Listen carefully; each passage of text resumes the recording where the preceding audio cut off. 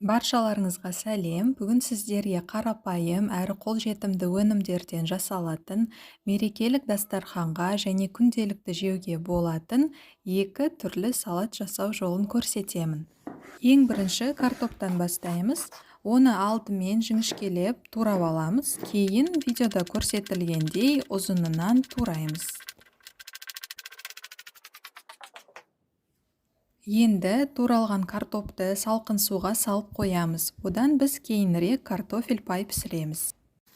Ал қазір 40 қабатты әдемілеп, жіңішкелеп турап шығамыз. Сәбізді де бірінші жіңішкелеп, кейін ұзынынан тураймыз.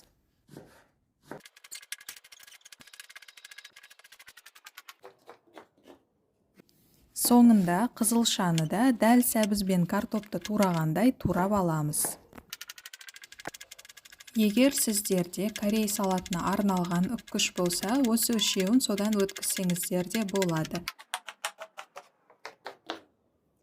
Дайын көкөністерді терең ыдысқа саламыз.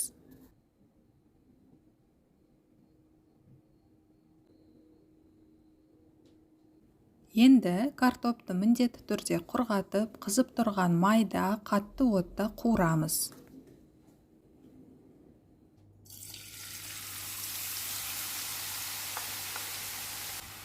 Картоп бірдей қызарып, әдемі болып шығуы үшін араластырып тұруды ұмытпаңыздар. Шамамен 3-4 минуттай қуыру керек.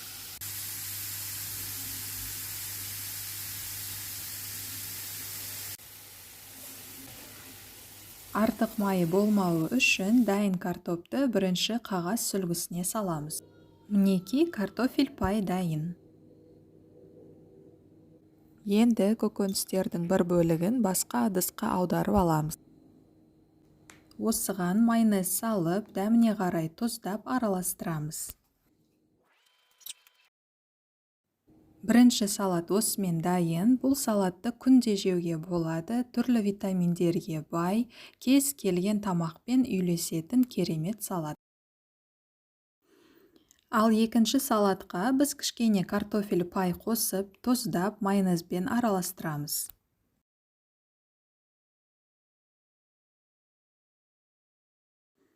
Бұл салат дастарханда әдемі және ерекше болып тұруы үшін оны формада жинап, үстінен қалған картофель пайды саламыз.